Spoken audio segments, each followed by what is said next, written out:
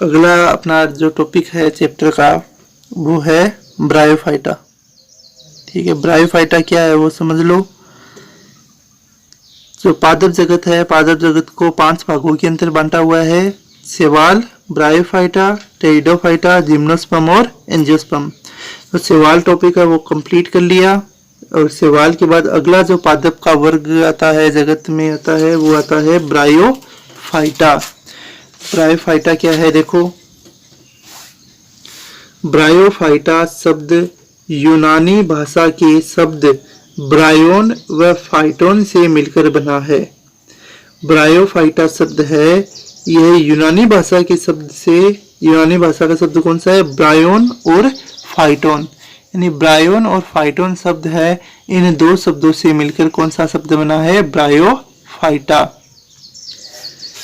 जिसमें ब्रायोन का अर्थ मोस तथा फाइटोन का अर्थ पादप होता है, यानी अर्थात मोस पादपों को ब्रायोफाइटा कहते हैं। ठीक है, तो ब्रायोफाइटा को मोस भी कहा जाता है, मास भी कहा जाता है। ब्रायोफाइटा को मास भी कहा जाता है। तो ब्रायोफाइटा यूनानी भाषा का शब्द ब्रायोन और फाइटोन से मिलकर बनाता है, और जिसका अर्थ ब्रायोन का अर्थ होता है मास और फाइटोन का अर्थ होता है पादप। मास पादप और मास पादप को ही क्या कहते हैं? ब्रायोफाइटा। ब्रायोफाइटा के अध्ययन को ब्रायोलॉजी कहा जाता है। अब देखो, शैवाल में हमने पढ़ा था, शैवाल विज्ञान के अध्ययन को फाइकोलॉजी कहते हैं, वैसे ही ब्रायोफाइटा के अध्ययन को ब्रायोलॉजी कहते हैं। तो ब्रायोफाइटा के अध्ययन को क्या कहा जाता है? ब्रायोलॉजी। भारतीय वनस्पति वैज्ञानिक प्रोफेसर शिवराम कश्यप को भारतीय ब्रायोफाइटा का जनक कहते हैं। भारतीय ब्रायोफाइटा का जनक किन्हें कहा जाता है? भारतीय वनस्पति वैज्ञानिक है प्रोफेसर शिवराम कश्यप। प्रोफेसर शिवराम कश्यप को भारतीय ब्रायोफाइटा का जनक कहा जाता है। विश्व में ब्रायोफाइटा की 24,000 जातियां पाई जाती है।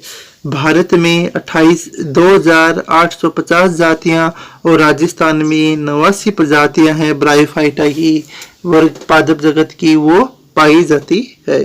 तो ये भारत के अंदर, पूरे विश्व के अंदर तो 24,000 जातियां हैं, जिसमें भारत में है 2,850 और राजस्थान में है 89 जातियां ब्रायोफाइटा वर्ग के पादपों की।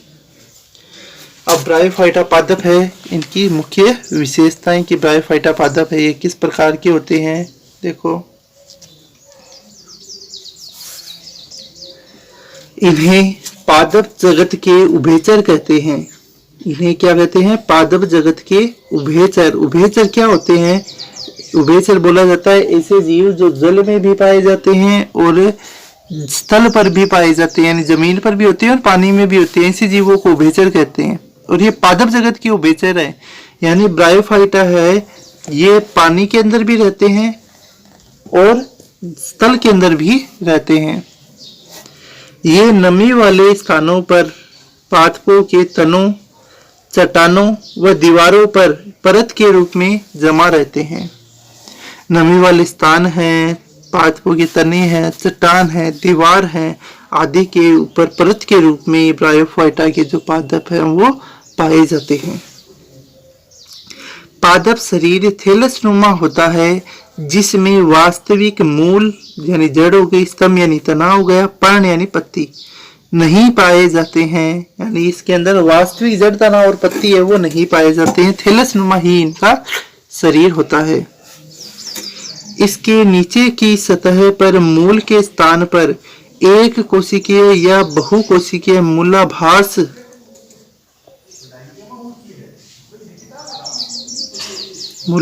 पाए जाते हैं। यानी पादप शरीर थैलस नुमा होता है, जिसमें वास्तविक मूल स्तंभ और पर्ण नहीं होते। ठीक है, इसके नीचे की सतह पर यानी जिसमें जड़, जहां पर पादप की जड़ होती है, जड़ के स्थान पर एक कोशिक या बहुकोशिक मूलाभास पाए जाते हैं। मूलाभास यानी मूल जैसी संरचनाएं, मूल नहीं होती, मूल जैसी संरचनाएं होती है वो पाई जाती है, जो मृदा से जल व खनिज लवण अवशोषण का कार्य करती है। और ये मूलाभास है, ये मिट्टी से जल और खनिज लवण के अवशोषण का कार्य करती है। इसमें हरित लवक पाया जाता है, इसमें हरित लवक है वो उपस्थित होता है। अतः ये प्रकाश संश्लेषण की क्रिया द्वारा अपना पोषण स्वयं बनाते हैं। हरित लवक पाया जाता है इसलिए ये प्रकाश संश्लेषण की क्रिया द्वारा अपना भोजन खुद बनाते हैं और ये स्वपोषी होते हैं, इसलिए ये क्या होते हैं, स्वपोषी। इसमें जनन कायिक व लैंगिक विधि द्वारा होता है। ब्रायोफाइटा के अंदर जनन की क्रिया है वो कायिक और लैंगिक विधि द्वारा इनमें जनन की क्रिया है वो पाई जाती है। अलैंगिक विधि से जनन नहीं होता है और इसके अंदर अलैंगिक जनन है वो नहीं पाया जाता है। आगे देखो, कायिक जनन सामान्यतः विखंडन विधि द्वारा होता है। कायिक जनन है वो सामान्यतः विखंडन विधि से कायिक जनन है वो होता है। विखंडन क्या होता है, जब कोई भी पादप का शरीर है दो अलग अलग भागों में टूट जाता है और प्रत्येक भाग के द्वारा नए पादप बन जाता है तो इसे विखंडन कहते हैं। लैंगिक जनन विषम युग्मकी प्रकार का होता है और ब्रायोफाइटा के अंदर जो लैंगिक जनन है वो विषम युग्मकी प्रकार का पाया जाता है। मुख्य पादप शरीर अगुणित युग्मकोद्भिद होता है। इनका मुख्य पादप शरीर है वो अगुणित युग्मकोद्भिद प्रकार का होता है। लैंगिक जनन के दौरान युग्मकोद्भिद पर नर जननांगों के रूप में पूर्वधानी और मादा जननांगों के रूप में स्त्रीधानी का निर्माण होता है।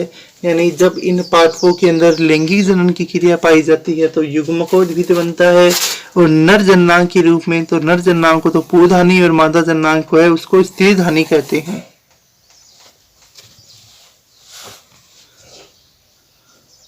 पूर्वधानी में पुमणु का निर्माण होता है, यानी जो पूर्वधानी है नर जननांग इसके अंदर पुमणु बनते हैं और स्त्रीधानी में अंड कोशिका का निर्माण होता है। पूर्वधानी में पुमणु बनते हैं और स्त्रीधानी के अंदर अंड कोशिका है वो बनती है। निषेचन की क्रिया जलीय माध्यम में संपन्न होती है। जो ब्रायोफाइटा के अंदर निषेचन है वो जलीय माध्यम में होता है। निषेचन का मतलब क्या होता है, नर युग्मक और मादा युग्मक के संलयन की क्रिया को निषेचन कहते हैं। यानी पुमणु और स्त्री जो अंड कोशिका है इन दोनों के संलयन की क्रिया को निषेचन कहते हैं और ये जलीय माध्यम में होती है। इसके दौरान पुमणु जल में गति करते हुए स्त्रीधानी में उपस्थित अंड कोशिका तक पहुंचते हैं। निषेचन के फलस्वरूप द्विगुणित युग्मनज बनता है और निषेचन की क्रिया के फलस्वरूप द्विगुणित युग्मनज का निर्माण होता है। युग्मनज में समसूत्री विभाजन से बीजाणु भित्ति का निर्माण होता है और युग्मनज में जब समसूत्री विभाजन की क्रिया होती है उससे बीजाणु भित्ति का निर्माण इसके अंदर होता है। बीजाणु भित्ति में कैप्सूल पाया जाता है। बीजाणु भित्ति के अंदर कैप्सूल है वो उपस्थित होता है, जबकि सामान्यतः यह 3 भागों फूट, सीटा और कैप्सूल में विभाजित होता रहता है। ठीक है, इसका जो मुख्य पादप शरीर है बीजाणुद्भिद का वो 3 भागों के अंदर विभाजित रहता है, फुट, सीटा और कैप्सूल। फुट, सीटा और कैप्सूल के अंदर ब्रायोफाइट का पादप शरीर है यह शरीर विभाजित रहता है। कैप्सूल में अश्रुति विभाजन से अगुणित अचल बीजाणु बनते हैं और इस कैप्सूल के अंदर अर्धश्रुति विभाजन होता है। तो इस अर्धश्रुति विभाजन की क्रिया के द्वारा बीजाणुओं का निर्माण होता है और बीजाणुओं के अंकुरण से पुनः युग्मकोद्भिद प्रोथैलस का निर्माण होता है। और जब इन बीजाणुओं के अंदर अंकुरण की क्रिया होती है तो इनके अंकुरण से वापस युग्मकोद्भिद प्रोथैलस है वो वापस बन जाता है।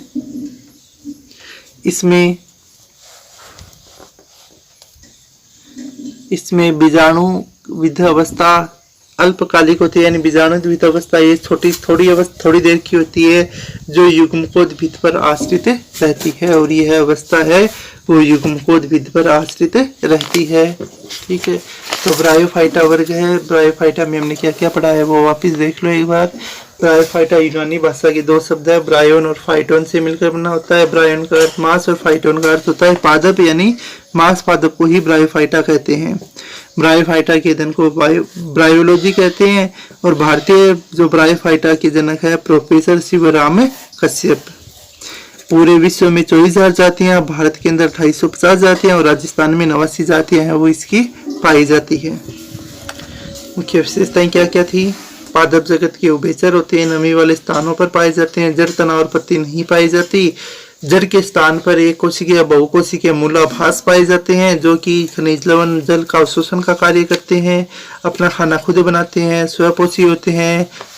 जो जनन है वो कायिक जनन और लैंगिक जनन होता है। कायिक जनन विखंडन विधि द्वारा होता है, लैंगिक जनन विषम युग्मजीय प्रकार का होता है। ठीक है, अगुणित युग्मकोद्भिद का निर्माण होता है। स्त्रीधानी और पूधानी बनती है। पूधानी में पुंमणु होता है, स्त्रीधानी में अंड कोशिका होती है। पुंमणु और अंड कोशिका के संलयन को निषेचन कहते हैं और निषेचन वो जलीय माध्यम में होता है। ठीक है, और युग्मनज जब बनता है तो उससे बीजाणुद्भिद बनता है। बीजाणुद्भिद है उसमें बीजाणुओं का निर्माण होता है और बीजाणुओं से वापस जो युग्मकोद्भिद अवस्था है वो वापस आ जाती है। तो ये पूरा हमने यहाँ तक कंप्लीट पढ़ा है। यह है ब्रायोफाइटा पादप वर्ग और इसकी मुख्य विशेषताएं वाला टॉपिक है वो पूरा कर लिया है। नेक्स्ट वीडियो के अंदर हम ब्रायोफाइटा का जो वर्गीकरण है ये वर्गीकरण पढ़ेंगे।